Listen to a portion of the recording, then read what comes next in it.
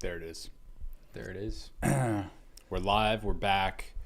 It's 8 p.m. Dude, we're supposed to be on at 8 a.m. Sure about that? What's up, guys?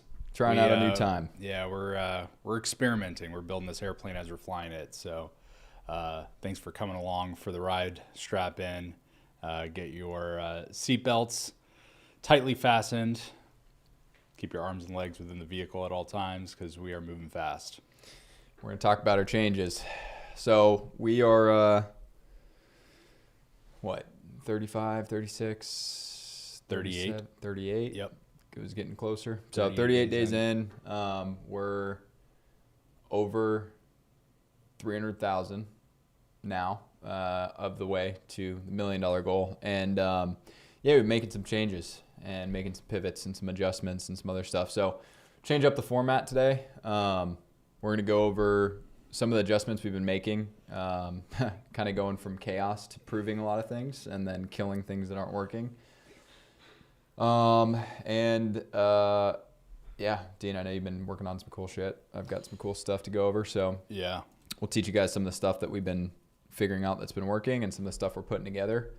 And it should be a cool little episode. We got steaks grilling right now. Yeah, it smells amazing. Yeah. So once they're ready, we're gonna have to hop off. I'm out. Yeah, exactly. You can stay. I'll leave. Yeah. Well, no. Well, I was gonna say I'll go. I'll taste the steak and I'll let you know how it is. I'll describe the flavors. That's fine. No, I don't eat anyways. Yeah.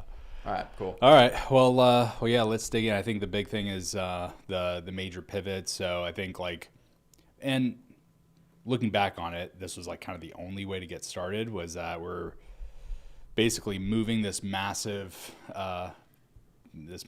thing up the mountain, and it just took all of us. But now that we've got momentum, we got velocity and mass moving on our side, now it's time to identify some lanes.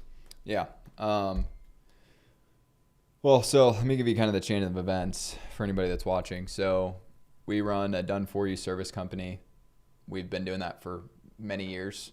The done-for-you service side is a monster, and I think we did it about as well as you can possibly do it, meaning we got hundreds of businesses through that offer, hundreds of case studies as well with some of the biggest names across many different industries. And in doing that, we were getting asked to do other things, some very frequently. And that was teach us your process. Teach us how you're doing these things. Teach my team. I'm the founder. I need my team to be more revenue focused, revenue operations driven. I need a process. I need to understand how you guys come in and look at these things and decide what you're going to work on, what you're not going to touch, what can wait, what needs to happen now, and everything along those lines. And I don't think we realized how well we actually had things put together. So done for you service, super hard business model. If you want to get to 10, 20, $30 million a year, you either need to be an insane operator, insane, or you need to have some funding because your burn rate's super high. You have a shit ton of overhead, and the people that are required to run those types of services that we're doing, if we wanted it to be good, super expensive, and you need a lot of them. Yeah.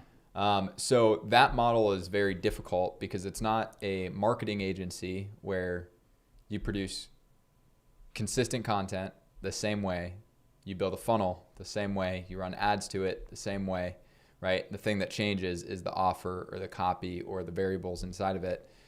Well, also that's set up to have a high LTV where we weren't really set Well, yeah, up. they're on rev shares, performance pay, Yep. retainer. It's very easy to work those economics. For us, you do a build, you then go into either managed service or you just keep helping the client when they need help. And the margin on that's dog shit. Let's just call it for what it is. Yeah. It doesn't matter if they're paying us $100,000 or $200,000, your margin on it's going to be 10%, 15% over a 6-month period. Yeah. With lots of operational complexity. And hundreds of hours of work. Yeah. So it's you really have to pick and choose those clients. It's got to be worth it. And for us now, with how much demand there is, it really has to be worth it, because we'll take a client and they suck. I'll just call it for what it is. I'm just going to speak plainly. Like, they want us to change our process or do certain things, and then we will, oblige, right? Like, sure, absolutely. We want to make you happy. We're happy to make you feel good about you doing it your way, right? And as soon as we do that, we just get bent over every time. But then the clients that will listen to us and let us drive things home and do what we need to do, and of course they're involved in making decisions and stuff along those lines. I love those people. Yeah. Hey, when it's a co-creation versus hey, we're going to build this thing and deliver it, and they're like, all right, well, I don't know how to use it, so spoon feed me everything. To be honest, like, the problem comes from people will spend $25,000, we'll give them $50,000 of work, but at the same time, then they go back to the scope and they're like, well, my expectations were this. And we're like, well, we spelled it out black and white here. Yeah. They're like, yeah, but we talked about that during this process. It's like, yeah, we could talk about whatever you want us to talk to you about. We can give you guidance. That doesn't mean that we're going to do it here to do it for you, right? Yeah. So anyways, service business, lots of complexity, a lot of really good things come from it. Like, to be honest, I think more companies should start with full service-based offerings, because then they can get really good at delivering, and they're going to work through a lot of shit. Yeah. And they're also going to get really good case studies, which basically pulls them out of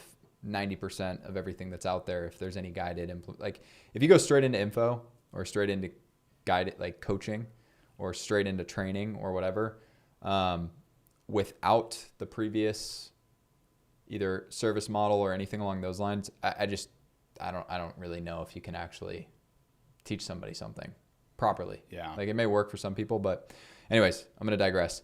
So we ran that for about 3.5 years, did very, very well with it. And the common question that we were getting over and over and over again was, come in, train our team, teach us how to do this, give us your frameworks, give us your documentation, just give us everything, right? And we were against it for a long time. At the beginning of the year, we decided to go basically all in on that. So we still have the done for you side of the business. It's still running. It's going fine. But we wanted to create something that was much more scalable, honestly, more enjoyable for us, something that could actually scale long-term, that doesn't require a 400-person team to get to where we're trying to go, right?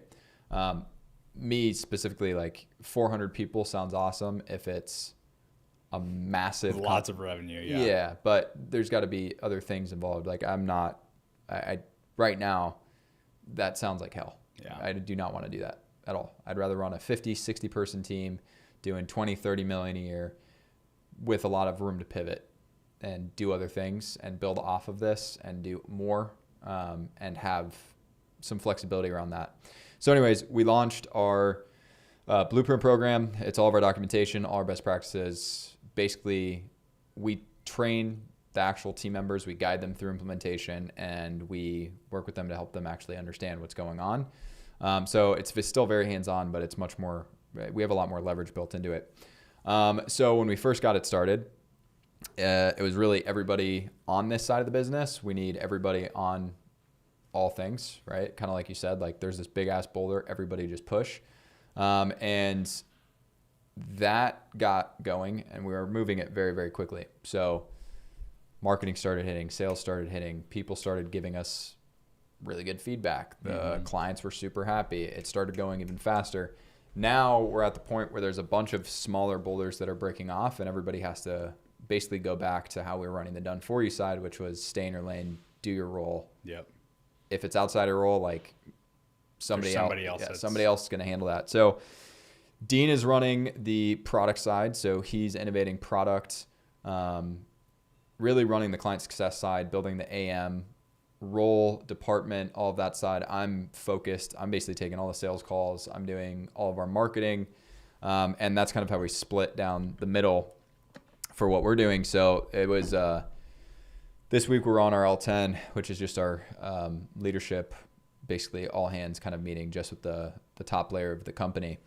And people were getting pissed. And so was I. I was like, guys, what the fuck are we talking about? Why are we creating issues? That's not a problem. This isn't a problem.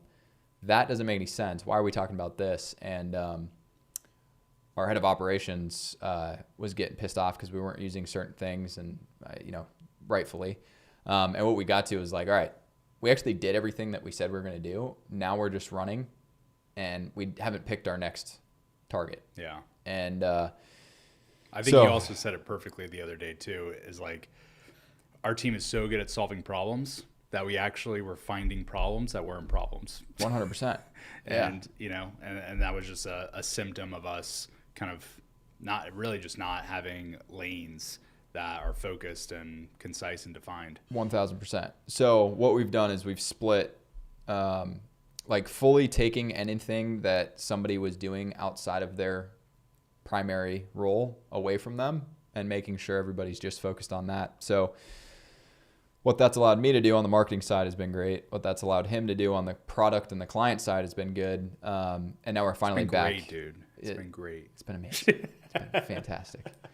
But now we're basically going back into picking our targets for the next 30 days. We're going to get ready for next month, obviously. We're going to New York. We're going to St. Pete. I'm going to Oregon. My wife is going over to Russia. There's a bunch of shit going on. So we're going to have about 30 days to just be. My son's turning 6. Dude. It's a big deal. I think there's somebody else's birthday, actually. Yeah? There's a bunch of people's birthdays next month. June. I mean, yeah. It's about that halfway point. I don't know what the fuck I'm saying. Probably about a 12th of the planet's birthdays. Right, yeah. I would guess about 12th. Anyways, that's kind of where we're at. We're moving super, super fast. We did bump the prices. I've got a massive pipeline right now. And yeah, I mean, I think for me this week, I've been working on the meta side. We shot, 40 different creatives in like a 2.5 hour period. So we started batching content. We've redone a shit ton of stuff with the Facebook API, so we can actually track things properly. We're sunsetting a pixel, aging a new pixel so that we can get our proper demographic inside of there, so we're not pulling in a bunch of random people. We're solving for stuff a lot faster. Yeah, launching an AI agent. Yeah, AI stuff. We're toning down our carpet bombing. Yeah, if anybody's watching this and you bought something on the low ticket side, I'm sorry if that was you in the last week. We killed the SMS stuff. Yeah. Or we're toning it back drastically. Yeah. It's pretty overwhelming. Yeah.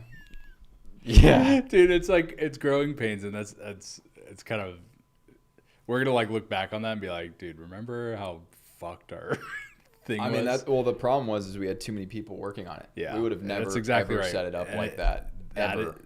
But 4 people decided to jump into it. Yes, that's exactly what happened. It got fucked up. Yeah. Real quick. So anyways, that's a little update. Bring you guys back to obviously today. So, God, I don't even know. I have so many different micro projects all going on at the same time. Yeah. Dude, of course, on the account management side, we're hiring an account manager. We're with that, we're also putting together the entire role and the comp plan and going through our comp creation process, which I think what we landed on was fucking beautiful for the account manager as well as for the P&L. So like really scalable, which is like, pure RevOps approach to that, which was great. And putting together the responsibility, and also, there's kind of 2 different types of account management that we're figuring out how the 2 account management roles are going to be working together. It's some really exciting projects that we're working on. I love this stuff because we're creating something, kind of from scratch, but we're also...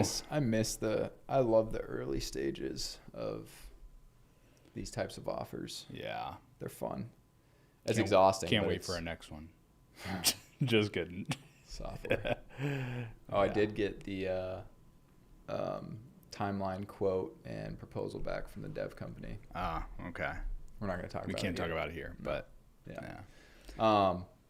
The dev is cooking. That's all we'll say. Yeah. Finally. But yeah, just complete the update there. So account management, do the course. Like, every single person that I talked to. I just onboarded somebody a few days ago, and they got access right away, and it was like a 3-day window between them getting into the course and them getting onboarded. And so I'm like, hey, did you get a chance to go through it? And he's like, yeah, this has been blowing my fucking mind. He's like, this is already worth the investment. I'm like, What dude. industry? So he's an agency. So they nice. do, yeah. Okay.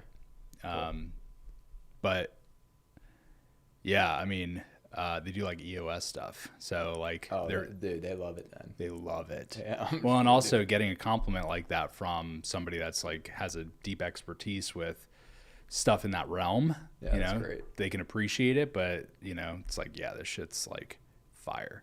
Yeah, that's pretty cool. So yeah, that's always great to hear. But everything's moving. I think it would be cool to talk about. So,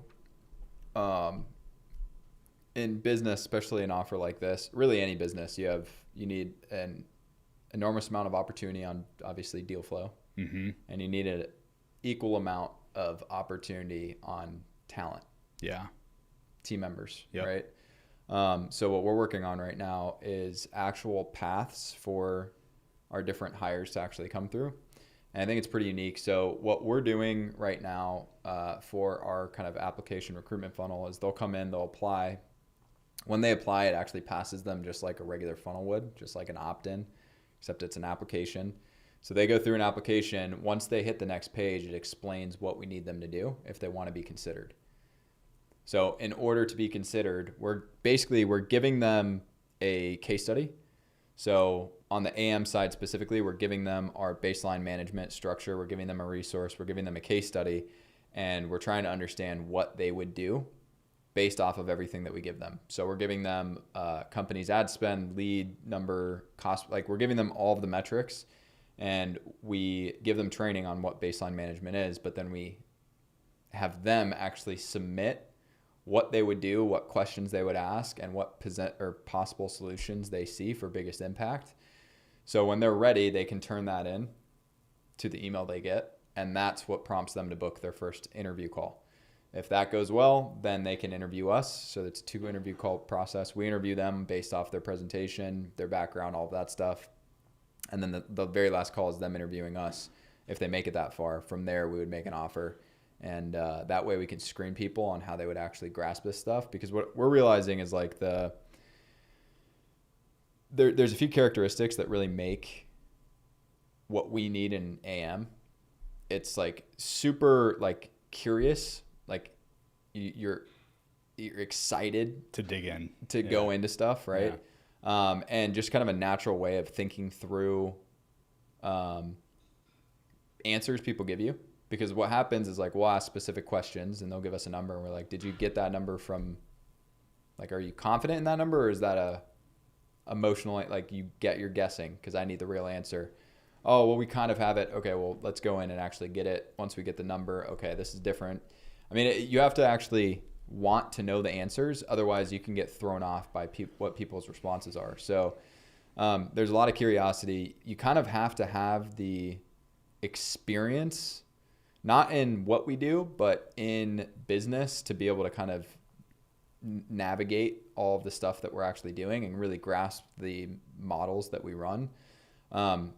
And to actually see if somebody has those things along with the other components, like you really just have to see how they might operate.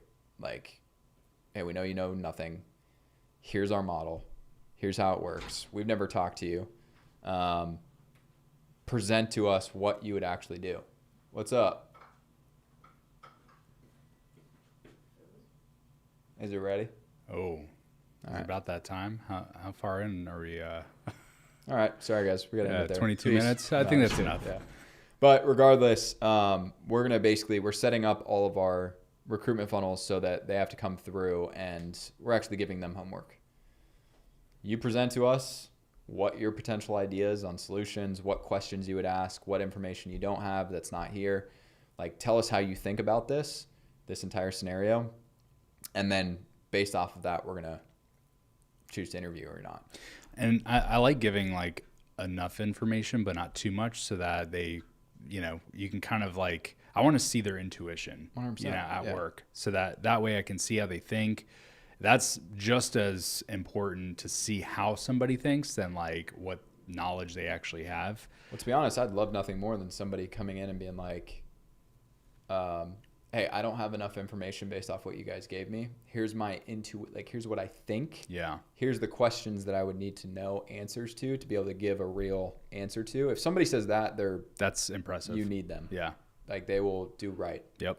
If somebody just starts throwing a million different solutions, they need to do X, Y, and Z, that's probably a bad thing. Yeah, it's like, nah. So you do, I mean, like Dean said, you kind of want to give them enough to where their curiosity can run, and it's a good case study so that they can come up with their own ideation around it. But you don't want to give them like a hard, I mean, maybe with a different role, like a dev. Hey, what's wrong in the code here? Do they know their shit, right? Mm-hmm. This is a different role. It's a much more creative solution, architect kind of thing. And then with sales, we're going to do the same thing, except it's going to be, do you know your stuff around? Yeah. Hey, handle this objection. No context. What's the difference between this platform and this platform? Yeah. Why would I go with this or that? Does your So anyways, yeah. And then on my end, we're, like I said, re-aging a new pixel. We're sunsetting our old pixel. We set up Meta Conversions API throughout a bunch of different stuff. Set up new custom conversions so that we could age our ads towards the custom conversions because we have multiple funnels. And by this time next week, I'm sorry, but not sorry. You guys are going to be getting peppered. Yep. And if you're watching this, you're already in. So I don't. You've seen my face everywhere. But yeah, I mean, that's the update. We're going to be changing the model quite a bit. Not the business model, but this model. The live stream you're talking about. The live stream model. Yeah. We're going to be playing with different times. I mean, we're going to do it more for us, to be honest. Yeah. We will do it every day. That's our commitment. It'll be every day. Yeah. But yeah, the mornings, like, it's not really giving us much, to be honest. Like, it kind of messes with my day now. Yeah. Yeah, I mean, we're going to be doing it every day, and we're going to be coming up with a better format. And honestly, at the same time, with all the new stuff that's going on, at the end of each day, just being able to pull open what we're actually doing is going to be, honestly, a much better live stream for you guys too. So 100%. Dude, yeah. I got to eat that steak. Me too, bro. My stomach is screaming at me. Much love, guys. All right, see you tomorrow. See ya. Peace. Yep, it's steak time.